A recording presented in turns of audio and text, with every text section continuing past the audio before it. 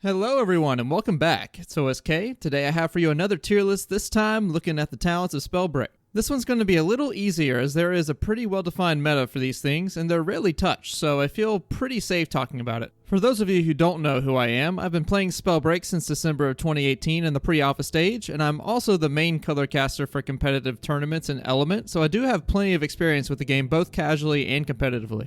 I also coach and VOD review games for both new and experienced players, so needless to say, I've seen a lot of Spellbreak and I play a lot of it too.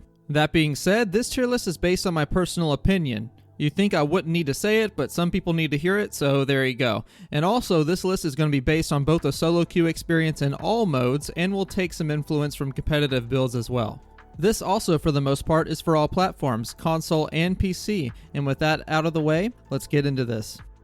Alright, so we have a total of 15 talents in this list, and I don't feel like being here for 30 minutes, so we're going to quickly break this down by tier. I'm not going to really break down into detail what each talent does, I'm more going to be explaining why it's good or bad, so if you need a refresher on what each talent does, look up another video or check out the Spellbreak wiki.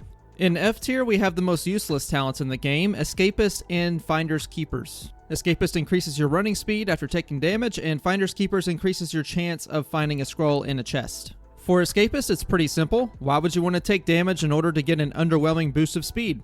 Doesn't really make sense, and it's not practical in a real game unless you're below level 8. As for Finders Keepers, the most useless talent in the whole game, you can guarantee finding a scroll by looting epic chests and looting mana vaults. Also, exiling another player often drops a scroll. The obvious drawback for taking this talent is after you read all your scrolls and you're what we call fully educated, now you have a waste of a body talent that does nothing but help you find more of what you don't need. So these two definitely belong in F tier and you should never pick them unless you're just memeing around. In D tier, we have a grand total of one talent, and that is Vital Stone. I see so many new players pick up this skill, and it's honestly to the point where I'm annoyed in most of my matches. 3-point cost, you come back to life with 50 health maximum and proceed to get re-exiled. Fun for the whole family.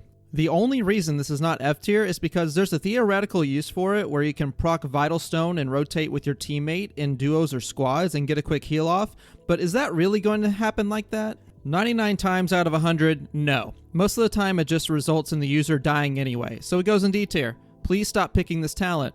In C tier, we get into the somewhat useful but still mostly bad talents. We have 3 here with Dexterity, Fortitude, and Recklessness, pretty much in that order.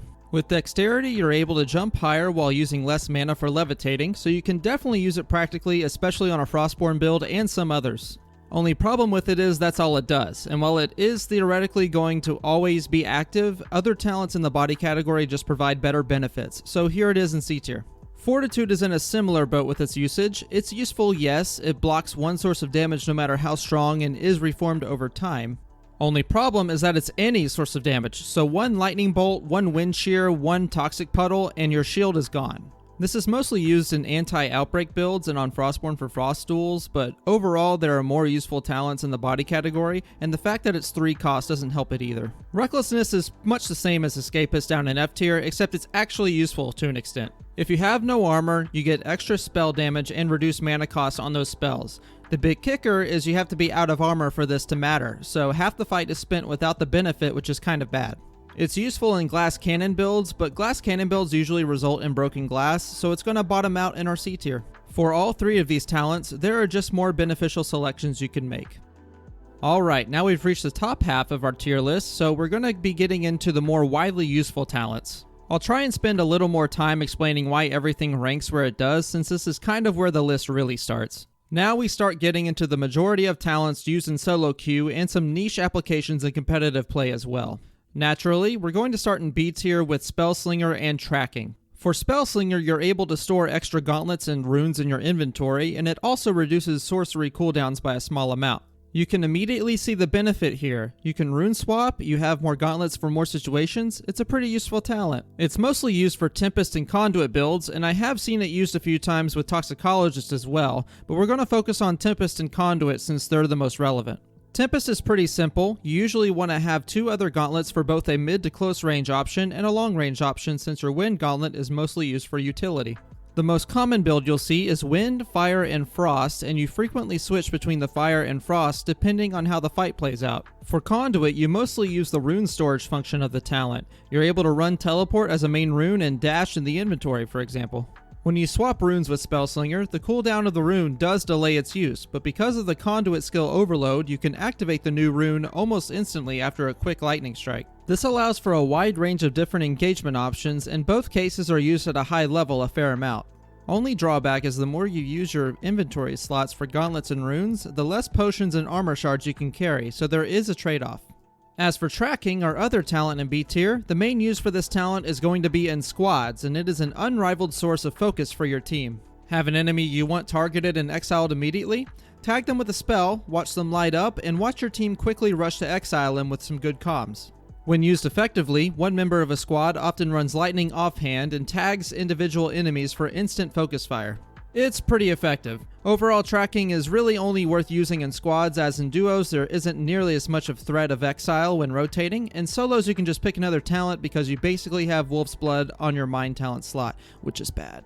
So for B tier, good selections for your game depending on the circumstance, but there are more talents above that are just more widely applicable to more situations. So B tier is where I'll place these two. A tier is up next, and this is where we start getting into the meat and potatoes of competitive builds and useful builds in a solo queue environment. For A tier, I have Focus Mana, Scavenger, and Harmony pretty much in that order. Focus Mana is pretty simple, up to 30% extra spell damage for firing a spell at or above 80% remaining mana. What this allows is nasty amounts of burst damage and is useful on any class you put it on. 30% is quite the large number of extra damage you can get, and we mostly see this on Conduit and Pyromancer builds with some usage in Frostborn as well. The Conduit build is pretty nasty, and I kind of went over it in my other tier list video, which you should totally go watch by the way, but you can proc Power Surge from Conduit, keeping your mana at 100% for 4 seconds unless you levitate, and that coupled with Potential Energy allows you to just beam people for 18 plus damage lightning bolts, and it also applies to your offhand gauntlet as well. Pretty strong talent. Next for Scavenger, this talent is incredibly useful in solos and allows you to just outlast multiple opponents in a fight as long as you can seal out exiles. If you can't exile a player, this skill is rather useless, which is the biggest reason it is an S tier.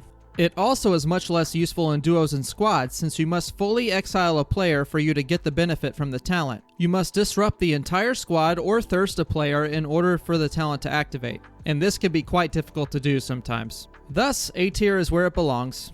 Last we have Harmony, which is a pretty useful skill, basically just blocks all CC in the game, including slows, freeze, and shock, which is very useful. Also has a bit of damage reduction, which never hurts. With this, Conduits are less annoying, Frosty Boys are less annoying, and Toxicologists are less annoying. It's a pretty good experience. Only thing keeping it from going any higher is really its cost and how that factors into your total talent pool that you can take with you. It costs 3 points, which keeps you from selecting more than one of our above talents, and that's very important. Overall, this talent is very useful at a high level and does indeed see a lot of use, so I am very happy with placing it in A tier. Alright, we finally reached S tier, the best of the best talents in the game and pretty much the main recipe for dominating Spellbreak in solo queue and in competitive play. Here we have Runic Fluency, Fervor, and Thirsty, your classic 2-2-2 build 1.0. Each of these talents is very strong, and these three put together is one of the main reasons they all rank in S tier. Not only that, but each of these runes can be chosen outside of the 2-2-2 build and can still be the best talent of their slot for the most part. For Runic Fluency, you have the undisputed best talent for extra movement in the game, as it gives you an extra rune charge and decreases rune cooldown as well. It literally goes well on every single class, and having a rune advantage is so crucial in so many situations that it's almost an auto lock-in for the mind talent slot unless you're running a very specialized build. Fervor is similar in the sense that it's almost always useful. It's a flat increase to your spellcast speed and therefore your overall DPS. It's very basic but also very effective. It is only rivaled in the body slot by Scavenger but outranks it due to its applicability to any game mode you want to use it in. Not much else to say about it, it's just overall a great talent and you can use it on pretty much any build. Last in S tier we have Thirsty, which allows the user to absolutely down potions and armor shards, allowing for extended fights and safer healing. This talent can be used on any class effectively, especially on Toxicologists for quick invisible heals, and even packs with it another benefit in the fact that it also provides passive healing to your teammates in duos and squads when you drink a potion, so it can be very useful for more than just yourself. The only trick is to make sure you always have potions and armor shards in your inventory, because they do run out fast. And that pretty much rounds out our S tier. Overall, the strongest talents we have in the game so far. Oh, sorry. Did you think that was it? No, we still have one more talent to include on this list. And what better time than to introduce the fabled SS tier, otherwise known as the overpowered tier. And this is where our last talent, Recovery, belongs. Oh, Recovery. What a thing that exists in Spellbreak.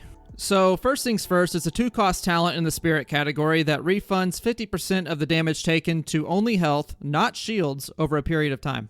Seems pretty simple. You basically have double your health pool in an extended fight at any point in the game. In the early game, you might as well have picked up a belt. In the late game, you might as well have auto-activated potions in the middle of your fight. This talent is almost mandatory in the Spirit slot just due to the sheer tankiness it provides at literally any point in the game.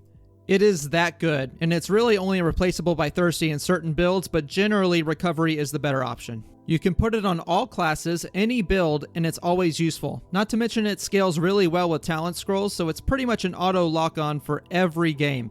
And I really don't know what else to say about it other than it's very worth getting Stone Shaper to rank 6, and it's very deserving of the bona fide SS tier of overpowered things in Spellbreak, and I would wager it's going to be nerfed soon.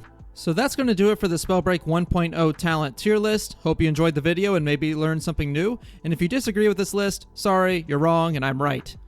Just kidding. Type up a comment letting me know why I'm wrong and what your thoughts are. Let's start a discussion about this. Anyway, be sure to like the video and subscribe, do that YouTube thing, and follow my Twitch and Twitter down in the box below. I will see you guys later. Y'all have a great day, and see you out there.